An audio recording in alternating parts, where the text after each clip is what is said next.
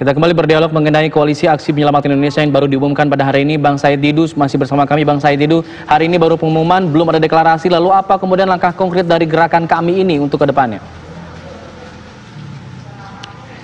Seperti saya katakan tadi, bahwa kami ini terbuka untuk siapa saja. Yang penting intinya adalah bagaimana menyelamatkan Indonesia. Jadi hari ini hanyalah pengumuman, ada koalisi yang terdiri dari sudah 150 tokoh.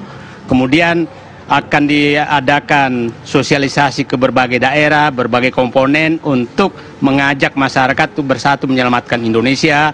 Bukan berarti hanya orang luar pemerintahan. Kalau ada dari parpol mau bergabung ya bagus juga, ada dari pemerintah mau bergabung bagus juga, ada dari BUMN mau bergabung oke saja. Nah, kemudian kira-kira bulan Agustus dekat-dekat hari proklamasi itu baru deklarasi. Jadi ini masih dalam proses pembentukannya. Nah, yang menarik saya katakan tadi, yang dikatakan Pak Bung Burhanuddin Muhtadi tadi, bahwa betul kenapa koalisi ini dibentuk, betul apa yang dikatakan bahwa karena sudah terjadi oligarki, apapun yang di kekuasaan, apapun yang diinginkan pemerintah, seakan-akan DPR hanya mengetuk saja palu, bahkan DPR dengan sengaja mengamputasi dirinya melalui Undang-Undang Nomor 2 Tahun 2020 yang menghilangkan hak budget terhadap dirinya. Itu menjadi perhatian kita juga. Akhirnya seakan-akan apapun yang diinginkan pemerintah itu berjalan tanpa perlu ada kontrol, sehingga terbentuklah koalisi ini juga untuk memberikan masukan kepada pemerintah dan DPR agar negara ini dikelola dengan baik. Jadi ada benarnya bahwa koalisi terbentuk karena tidak ada lagi oposisi.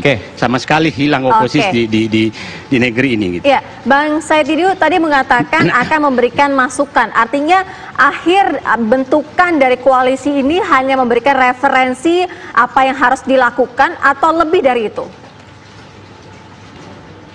Saya belum dalam posisi menyampaikan itu karena semua digodok seperti apa gitu kan. Yang penting bahwa keprihatinnya sudah sama, bahwa ini Indonesia harus diselamatkan. Bentuk penyelamatannya sedang digodok oleh tim, seperti apa bentuk penyelamatannya. Itu tentunya melalui diskusi dan lain-lain. Jadi saya senang mendengarkan Pak Ngabalin tadi menyatakan bahwa pemerintah tidak anti kritik. Jadi saya berharap jangan sampai orang-orang ini dianggap bahwa ini adalah orang-orang yang harus diintimidasi, harus ditekan agar berhenti melakukan itu. Ini jangan dikaitkan dengan itu, karena sesuai konstitusi bahwa warga negara itu berhak untuk menyuarakan apa yang terbaik bagi negeri ini. Ya, Bang Ngabalin, ada jaminan agar tidak adanya tekanan itu pada orang-orang yang membentuk koalisi ini? Ya, tentu dan pasti, negeri ini diatur dengan regulasi yang sangat terbuka. Tidak ada satu kebijakan pemerintah yang dilakukan dan diambil tanpa melepaskan itu kepada publik untuk memberikan penilaian. Itu sebabnya saya ingin mengatakan bahwa kalau kawan, sahabat, teman, abang-abang yang ada di koalisi aksi menyelamatkan Indonesia bisa memasukkan salah satu poin. Poin itu adalah tolong pikirkan dan bantu juga pemerintah bersama-sama agar masyarakat juga bisa mendengarkan kegiatan kami itu akan lebih baik, adalah memasukkan satu poin yang namanya adalah berpikir bersama-sama membantu pemerintah untuk menyelamatkan Indonesia dari COVID-19 di masa pandemi ini untuk menemukan obat dan vaksin lawan COVID-19. Salah satu poin kalau diterima saya mengusulkan seperti itu. Jangan ragu bahwa saya dan bersama-sama dengan kawan-kawan juga mengerti terhadap apa dan langkah-langkah yang dilakukan oleh pemerintah dan DPR. Bung Said pernah ada di pemerintahan, banyak kawan-kawan saya bekas DPR ada di koalisi aksi menyelamatkan Indonesia. Karena itulah tadi saya bilang regulasi kita jelas, terbuka, undang-undang kita terbuka. Undang-Undang Dasar 1945 maupun undang-undang yang menjelaskan tentang langkah-langkah dan kebijakan-kebijakan pemerintah. Saya ingin mengatakan dalam komentar saya yang kedua ini bahwa saya pastikan Presiden Joko Widodo membuka diri untuk bisa menerima kritik dan masukan dari teman-teman kami. Sepanjang pilihan-pilihan maupun langkah-langkah yang dilakukan itu memberikan nuansa baru untuk kepentingan bangsa dan negara, untuk kepentingan rakyat Indonesia, dan kepentingan yang lebih baik untuk bisa dilakukan oleh pemerintah. Pastikan ini pernyataan saya ini. Oke, baik, sudah ada jaminan dari Bang Ali akan saling merangkul begitu demi Indonesia. Mas Burhan, sejauh ini dari sisi politik ataupun politisnya sejauh ini, Indonesia ini paling kritis dari segi mana?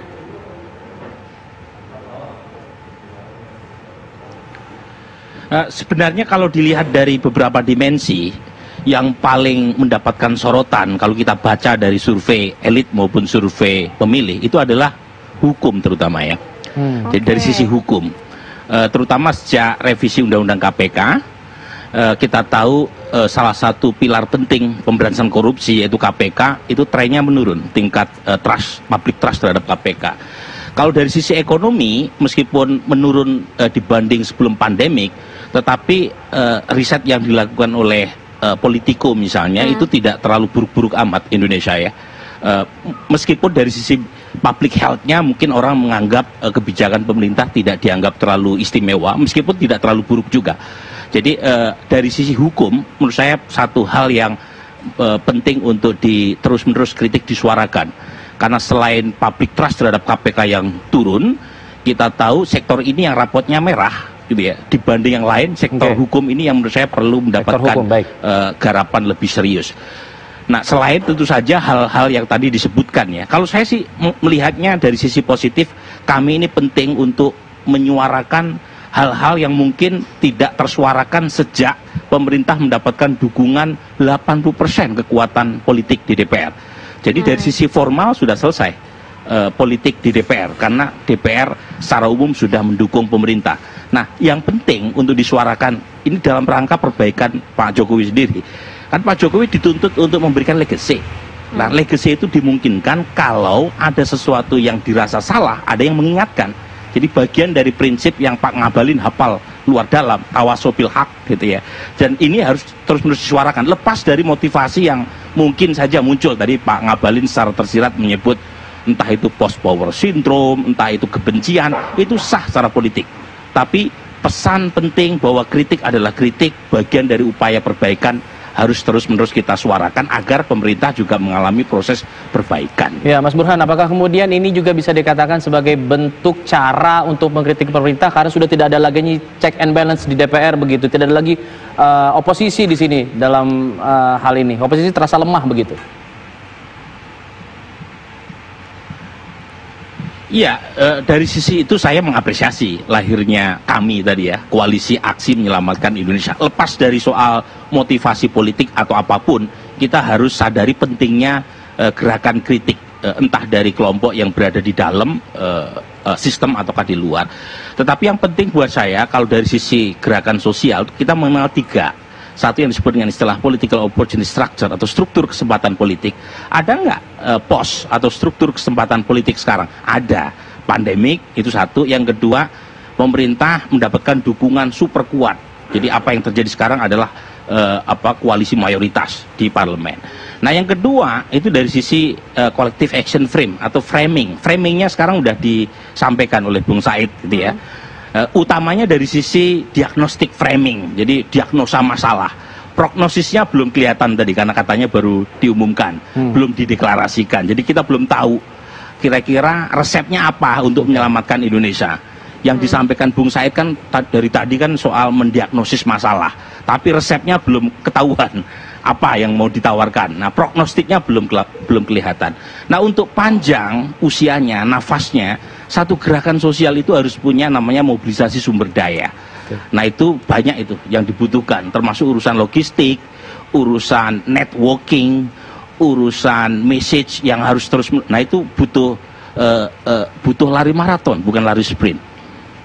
Oke, Mas Burhan, artinya apa yang harus dicermati pemerintah dengan adanya koalisi menyelamatkan Indonesia ini? Ya, yang pertama tentu pemerintah tidak boleh menutup diri dari pintu kritik. Ya, tadi bagus apa yang disampaikan oleh Bung Ngabalin. Jadi pemerintah tidak boleh tipis telinganya, jadi harus tebal. Bukan berarti semua yang masuk diabaikan, tetapi tebal menerima kritik. Ini penting. Karena dalam demokrasi itu dua hal itu harus sama-sama kita hargai. Mereka yang berada di koalisi pemerintahan, termasuk mereka yang berada di oposisi, baik secara formal atau informal, itu juga satu kebajikan demokrasi itu sendiri. Jadi dua-duanya harus kita apresiasi. Nah, pemerintah tidak boleh tipis telinganya, terima masukannya kalau ada hal yang buruk, misalnya sektor hukum tadi diperbaiki gitu ya. Ada hal yang konkret dilakukan misalnya dalam soal Joko Chandra gitu. Bagus responnya dari sesuatu yang awalnya krisis menjadi prestasi. Nah, kalau misalnya ini bisa dilakukan di hal lain, mafia hukum bisa diberantas, KPK bisa kembali dipulihkan, mungkin masyarakat juga akan trust kembali, terutama terhadap sektor hukum yang rapotnya saya sebut merah tadi. Baik, Bang Said itu trust publik menurun karena mungkin tadi tidak adanya oposisi di sini. Apakah kemudian itu menjadi dasar dibentuknya koalisi aksi menyelamatkan Indonesia ini? Saya katakan ada 5 dasar kami membentuk kami. Kami membentuk kami. Satu memang adalah bahwa sudah terjadi oligarki kekuasaan yang menghilangkan oposisi. Kemudian terjadi pengendalian opini yang tersistematis, baik terhadap mahasiswa, birokrat, BUMN, bahkan media sosial mereka dikontrol sehingga kebebasan itu hilang sama sekali. Tidak termasuk, kita tahu tidak hanya posting istri TNI tentang sesuatu langsung dihukum termasuk ini. Jadi terjadi betul-betul pengekangan terhadap berpendapat. Itu yang kedua. Yang ketiga adalah memang situasi ekonomi yang sangat berat ke depan. Yang benar Pak Burhamun tadi tentang hukum itu juga sangat berat. Dan yang terakhir juga sebenarnya adalah kami ini adalah tentang ideologi. Ini sudah diutak-atik sampai ke dasar yang sangat membahayakan persatuan dan kesatuan. Itu yang semakin mendorong komponen ini bersatu. Saya ini orang 32 tahun di birokrasi. Saya mengenal mereka semua pada saat masih di dalam, dan saya kenal mereka, dan saya baru heran kenapa mereka sekarang bersatu betul semuanya dalam satu misi perjuangan adalah menyelamatkan Indonesia. Jadi ini komponennya saya juga hafal semua komponennya, dan alhamdulillah ini menyatu tidak ada agenda pribadi masing-masing tapi menyatu untuk menyelamatkan Indonesia. Jadi saya pikir itu yang sebenarnya terjadi. Yang dikatakan Pak Burhamun tadi belum ada solusi, sebenarnya itu sudah sampai ke sana, cuma ini belum diumumkan karena nanti pada saat deklarasi tersebut akan diumumkan solusi-solusi apa yang ditawarkan oleh kami ke bangsa dan rakyat Indonesia termasuk pemerintah. Ya, sebelum kita nanti dengar ke Bang Ali jawabannya, saya ingin ke Bang Said Didu. Tadi penjelasan dari Mas Burhan akan ada logistik, kemudian dana yang harus dicermati oleh kami ini sendiri. Karena sejauh ini belum ada masa. Apakah sejauh ini logistik dan dananya sudah mumpuni? Saya lihat mereka ini orang-orang yang mandiri semua. Saya katakan tadi ada teman yang membayar taksi pun nggak ada, terpaksa temannya yang membantu. Jadi ini tidak ada sama sekali. Saya melihat tidak dari berbagai pertemuan tidak mengarah ke demikian. Ini bukan sesuatu gerakan massa, tapi gerakan pemikiran. Saya pikir dengan kuota 100.000 sebulan itu udah bergerak gitu. Jadi saya tidak membaca bahwa akan ada logistik yang besar, karena menyatakan logistik yang besar adalah itu selalu didengungkan oleh para cukong kekuasaan untuk mengkooptasi suatu gerakan. Itu kita hindari.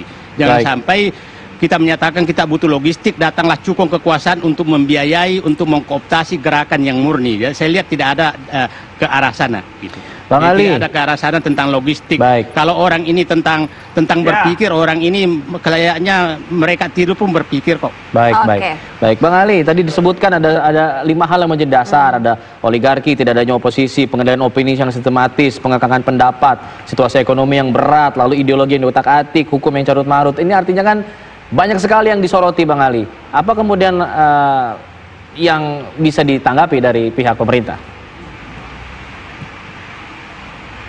Tidak apa-apa ya, yang pasti saya ingin mengatakan bahwa kita harus positive thinking. Positive thinking terhadap koalisi aksi menyelamatkan Indonesia, itu pertama.